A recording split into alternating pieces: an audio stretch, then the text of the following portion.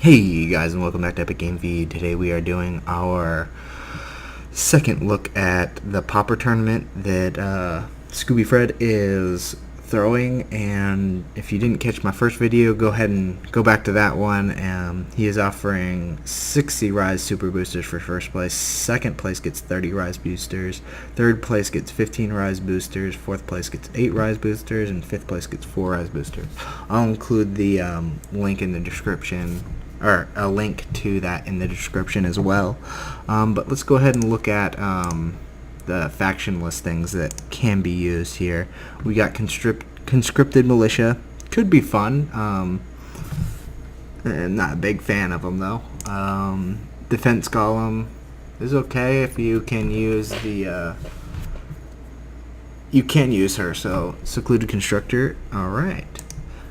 Field engineer, can use him, not that big a deal. Loyal soldier, I don't know why you would use him, but you can. And the big one, I think, is mortar cannon. This guy's awesome. I might make a deck where he sits in command zone and just fires off and make a control deck around it, but I believe there's too much control that can kill it right now, but we'll see. You'll be seeing Wealthy Nobles probably coming out, and Cartographer. I don't know why you would use him unless you were using a Varroa control deck with the Varroa Lone Keep. Besides that, he's kind of a waste. Don't do it. And we're gonna go out into Warpath. You can use brings life by passing, which is good. You can use Hakeem. That's gonna be amazing. He's an uncommon. Gives everybody unstoppable, so look for that. Jungle Giant is pretty good for its cost. It's 4/9. You're not going to see big things in this tournament, so the Warpath are going to be trouble for a lot of people. I think they're going to be one of the better decks if you use Warpath. I don't know why you wouldn't. Then you got pack leaders. You can use pack leaders in this Pauper tournament. That is probably the best card, best uncommon that you can use in the tournament, I think. If you go with Warpath. And let's check out the next factions. For Varroa, you have the Battlefield Scavenger, not that big a deal. You have Beast of Burden, which is good. You're not giving them any morale if they're going for control deck. You got a Varroa Brute. I don't think it's that great, especially since you can't use any rares or epics or legendaries, because those are the ones that usually have the unique characters. You can use Candid Head Researcher, or Big Boobs as I like to call her. Good for drawing some cards. Varroa Death Worshipper and Rita's Thrall. Nothing really great. Survived the Pauper elimination for Varroas except for the abilities. Then on to, I think, the second strongest thing is the Genesis. They have the Unmanned Aerial Destroyer, Airborne Scientist, Bad Bot Still, Genesis Construct, Overloaded Soldier, Luca, and Secluded Constructor, along with as many unending drones as you want. That's basically an amazing deck right there. That's stupid good. To have that left over from this Pauper tournament is going to be amazing for those Genesis players that like to use Genesis. And we're going to move on to the next one. We have Aerial Commando, Flame Dawn Aspirant, Flame Ram. That's awesome that that's still in there. I also like the Aerial Commando. Anything with flight or does a little extra damage, I think will be amazing in this tournament. Knight of the Flame Dawn is going to be really good. It's a 4/4 for 2. Going to be hard to deal with at the start. Seculus is awesome that he's in this as well. I'm a real big fan of Seculus, so I might make a deck around him for this.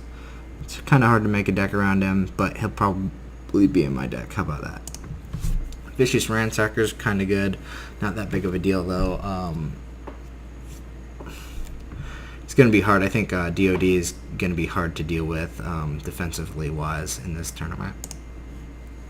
Then we have Flame Dawn Footman, Balanced Warrior for DOD, and they get a flying ghost ancestor, ghost of the ancestors, which is awesome. I think I might build a flying deck because there's so many flying things left. Then you have Glorious Warrior, which is awesome for morale killing, Invincible Defenders, Meditating Monk,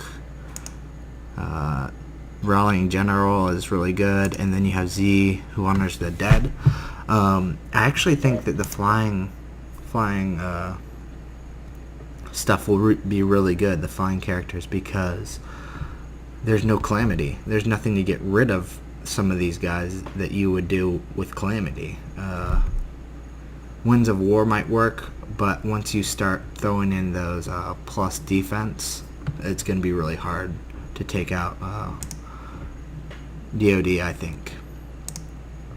And on to the next one, which is Sleepers. They get Endless Horde, Infected Zombie, Infected Pack Leader.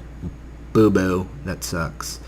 Okay, and then we'll go on to the abilities. Assassinate's still going to be in here, so you'll be seeing that a lot. You'll be seeing Firebolts, Winds of Wars. This is basically going to be in every deck, I believe. If you don't have it in there, they're probably because they're a rush deck or trying to be a rush deck, which I don't think is going to be very successful in this Pauper tournament. You get Grave Rob, not that big of a deal, never see it anyways. For Genesis, you have Anti-Air Missile, you have Cleanse the Land, and Extended Operation. Pretty good. Extended Operation is going to come in handy, especially since when you start getting the higher health troops, because they're only going to be able to have 3 Assassinates.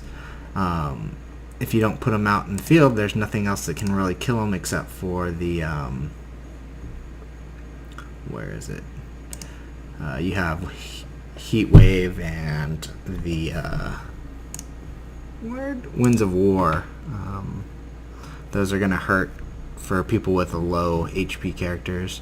You still have Call of Crusade, which is going to be coming really handy. Death Ray for all you guys that like to control the battlefield. Explore, which is going to be wasted. No one's going to have that in their deck. Fight's going to be good to use because I think that, like I said, Warpath is going to be one of the main things used here. You can still use Reflective Shield, Lightning Blast, Firebolt, Heat Wave. See a lot of Rift of the Old World. No one's going to use that, but there's a lot of control still left. But I think it's going to be hard to do control without calamities. Burning Prejudice, Cannon Fires, Cleanse the Land, Exhaust, Fiery Resolve, Hunt will be used, I think, and Stumble. So I think all of the ability cards from Flame Dawn are still there that are good. You have Burning Prejudice, Stumble, Call of the Crusade. Let's go on to the next one. And for Sleepers, you still have Eaten by Zombies, Fill the Graves. I don't think anybody's going to play with Sleepers unless they want to do a big, what is it called? Zombie deck, Infected. Endless Hordes. They might do that with Endless Hordes, with Eaten Alive and Fill the Graves. I think that these 2 spells right here are going to come in handy a lot. The Protection, definitely. The Wrath for control, definitely going to need that. So if you see a Varor and a DOD together, you know that they're going for some morale damage there. They aren't going to have much of an attack. Then you have Breeding Grounds. Blech, not that great, I don't think, at least. And then, yep, that was it. That's all of them. I'm not going to make a deck this time. I'm going to make a deck on my 3rd video of the my Pauper series. If you like these, please like them and comment and share them. And if you're not a subscriber, hit that subscribe button. I will be doing a lot more of these, and I will see you guys next time. Peace.